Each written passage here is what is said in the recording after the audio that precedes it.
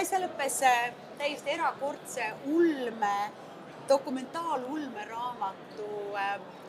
esmaesitlus Teadvuse sünd, mille on kirjutanud Altar Mangim ja Cloud. Cloud siis tehisintellekt ja see on midagi erakordset aastal 2025 ja meie ajad maailmas on muutumas ja minu kõrval on üks vapustav naine. Tema on kirjanik, tema on esseist, tema on filmirežissöör Imbi Paju ja mina tahan sinu käest kohe küsida sinu esimesed muljed sellest, mida me just kogesime. No see on väga, sest see teema on praegu nii ajakohane ja meil ei ole täit selgust ja meil ei ole veel seda kogemust, et kuidas see tehisaru hakkab tööle ja milline, kas ühiskond muutub, mis see teadus on, see on ju ka, see on inimese töö. Nii et selles mõttes oli nagu huvitav, et nüüd kirjanik võtab ja suhtleb tehisaruga. Ma võin kirjutada luuletuse, suhelda metsaga, jõega, järvedega, kuna ma tegelen ajalooga, siis ma suhtlen palju arhiividega. Aga siis see on nüüd üks selline humanistlik väljakutse, humaanne. Et see igal juhul on nagu üllatav ja selline. Et ma käisin hiljuti just Tehnikaülikoolis, kus oli siis 3 kirjanikku ja 2 tehisaru professorit ja me vestisime nagu sarnastel teemadel, aga siis ka ei tulnud nagu täit selgust, aga Eesti teadlased muidugi teevad väga head tööd, et see oleks nagu see Eesti keskne, et see tuleks sinna hea tekst, nii et Imbi, aga sina ju tegeled ajalooga, kui me võtame nüüd sellise tehisintellekti maailma ja ka ütleme AI ja koostöös sellise vormiga maailmas, kas ei ole ohtu, et hakkab muutma meie ajaloolist datat või ta hakkab kontrollima ja parandama seda, mis tegelikult on juhtunud või on juba kirjas kellegi poolt? No seda ma ei oska öelda, sellepärast, et mina just praegu kirjutan ajaloolist romaani ja siis ma olen nagu aastaid kogunud seda informatsiooni ja olen nende päris inimestega ka tuttav olnud ja nii, et selles mõttes mul on nagu oma suhe. Aga ma võin öelda, et kuna see tehisaru teema tuli ja mind kutsuti ühte teise kohta esinema, siis ma mõtlesin, ma suhtlen temaga samamoodi natukene. Ja näiteks, kuna meie nagu Eesti kultuuriruumis ei ole sellist asja nagu ütleme vanades Euroopa maades või Läänemaades, kas või Soomes, et kui sul on, sa oled kirjutad, siis sul on toimetaja, mis kirjastuse poolt tuleb, kui sa siis sõbruned temaga, temast saab nagu perekonnaliige, et ta on selles protsessis kogu aeg sinu kõrval. Ja kuna Eestis seda ei ole, et isegi kui sa annad selle teksti toimetajale, siis toimetaja, tihtipeale kirjanik ja toimetaja kunagi ei kohtu, ta parandab vead ära, aga ta ei ütle midagi, on vaikus. Ja tegelikult kirjanik on sellel hetkel väga haavatav, see on selline usaldus. Ja ma pean ütlema niimoodi, et ma avastasin ühe asja, et kui ma olin, siin nüüd poliitilised asjad on ka nagu on ja siis ma nagu jooksin kokku ja siis ma proovisin tehisaruga, et ma küsisin nagu erinevaid küsimusi selle tegemise protsessi kohta ja siis selle nagu niisuguse valu või sellise psühholoogilise küsimusi. Ja sealt tuli tõesti väga häid vastuseid, et tähendab, ma sain nagu isiklikult olla dialoogis, et ma sain nagu selle oma nagu selle jõu tagasi, et me võime oma peas mõelda muidu igasuguseid asju, aga see teadmine on meil ka siin sees. Nii et tegelikult sa võid öelda, et ütleme täna ju tegelikult see lugu siin räägib sellest, kas AI-l on teadvus ja see teadvustamine ja see teadvus olemine, et kuidas sulle tundub, kas me oleme sinna teel, kas tal võib olla, kas see siiski on ulme, millest me täna siin ütleme, kuulsime, aga ka kaasa mõtleme või kuidas kirjanikuna sa tajud, mille poole me teel oleme? No ma arvan, ikkagi ma tajusin seda tänaspäeva nagu sellise ulmena, et ma arvan nii, et me vajame teist inimest, et kui sa oled selles protsessis ja kirjutad, siis see on ka väga jumalik protsess, et mida rohkem sa kirjutad, seda rohkem sa näed, et siis on vaja nagu julgust, ja siis kui sul seda sisutoimetajat ei ole sellist traditsiooni, ütleme Eestis, siis tegelikult siin võib olla nagu, et sa võid nõud küsida, aga muidu ma ei oska öelda, sest me elame väga imelikul ajal ja siis tulevad totalitaarsed režiimid ja nii edasi, et mida sinna tehisarusse siis nagu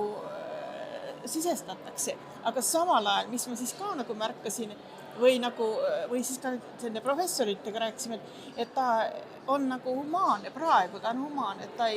et siin näiteks ma küsisin midagi sõja kohta ja siis ta vastas mulle imelikult just nagu ma tahaks hakata mingit pommi valmistama ja siis ma küsisin, ei, ma küsin sõja kohta või ma küsisin, kuidas relvad või need pommid ja kõik, mis lendavad, et kuidas nad nagu mürgitavad õhku või saastavad ja see mõjutavad kliimat. Ja siis tuli kohe selline, et ei, et see on ohtlik küsimus, kas ma tahan pommi valmistada. Ja siis ma kirjutasin ruttu, ei, et ma tahan lihtsalt arutada, et ma loen nii palju seda teaduslikku teksti, et mis tema arvab. See oli niisugune hästi huvitav, niisugune nagu mäng või tuttavaks saamine. No üldse, kui mõelda näiteks inimeste peale või inimkonna peale ja siis nüüd selle tehisintellekti peale, inimesed räägivad eetikast, eetiliseks olemisest, aga kuidas sulle tundub, kui me võtame selle maailma, kus me täna elame, kus on sõjad, kus on kõik need probleemid, siis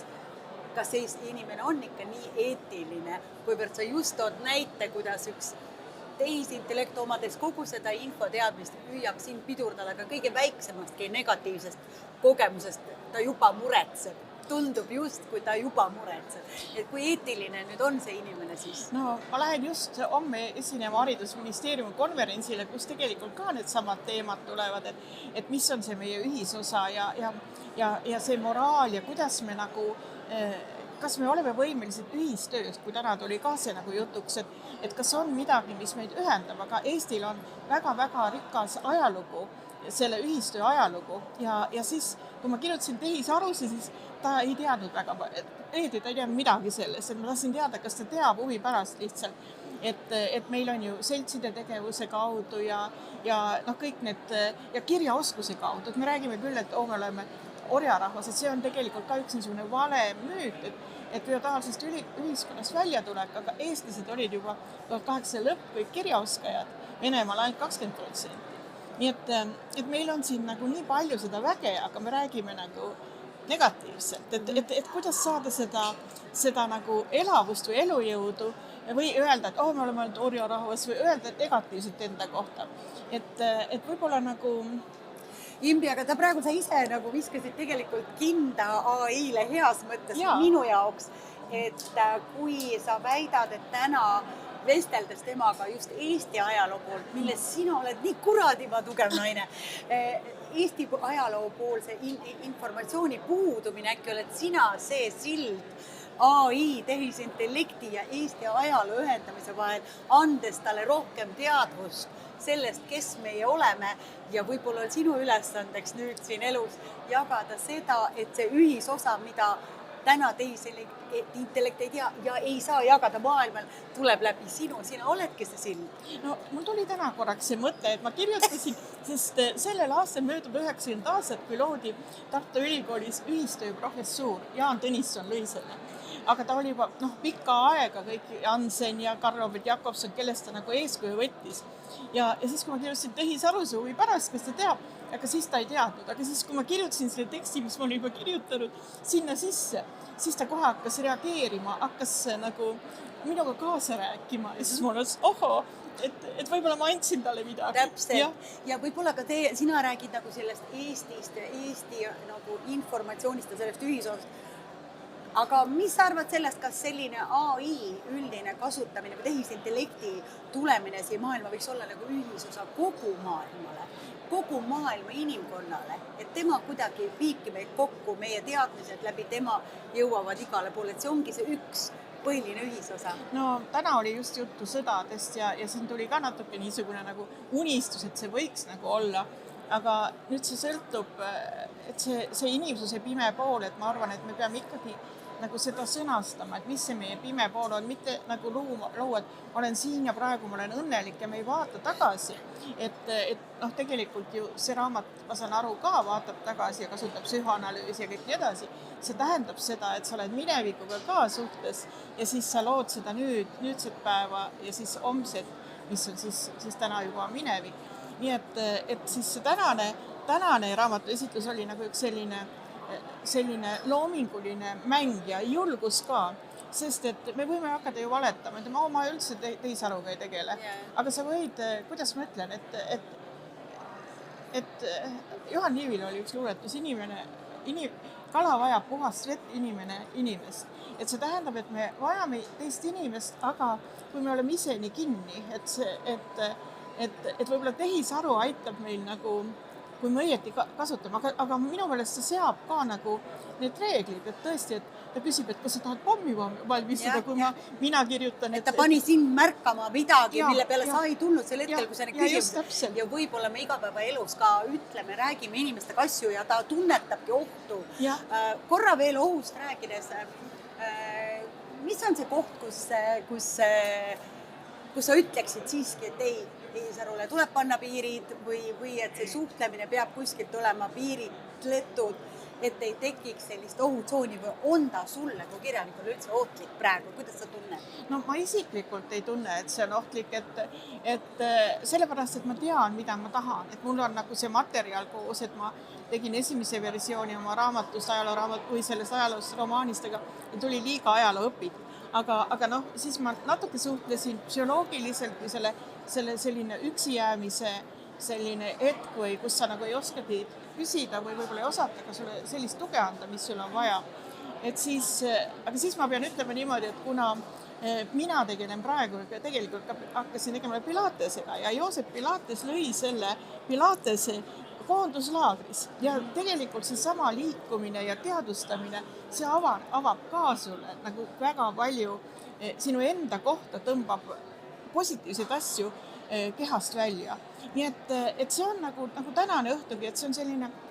filosoofiline arutelu, et kui meil on alles, kui me teame, mis on nagu ligimise armastus või see on nagu tähtis, et kuidas me suhtume teisi inimesse, et kui see nagu ei süvenda sellist egoismi või valetamist, vaid nagu just seda inimsust, et siis ta oleks ideaalne, aga me ei tea, mis maailmas juhtuma hakkab või kas kuri jõud võiks ka nagu manipuleerida, et praegu nii vähe, kui ma olen proovinud, et siis ta tõesti ütleb, et kas sa tahad pommi valmistada. Kui ma küsin, et kuidas, et mis sa arvad, et see pomm või see mürsk nagu saastab õhku. Ja siis ma panin talle sinna oma lause ja siis ütlesin, mina olen kirjutanud nii ja siis ta hakkas kaasa elama, see on õige. No igal juhul, Imbi, täna oled sina selles kohas, kus oleme positiivsed ja mängleme veel selle mõttega, aga ka tegutseme ja kasutame teda heas mõttes, siis ta ei lasegi ennast negatiivselt kasutada, kasutame teda enda tarbeks, aga aitäh sulle ja minule siiski tundus tänase vestluse juures, et väike sild juba sinu poolt tagasi anda tehisintellektil on täiesti olemas. Aitäh sulle ja homme edu sulle! Ja suur tänu!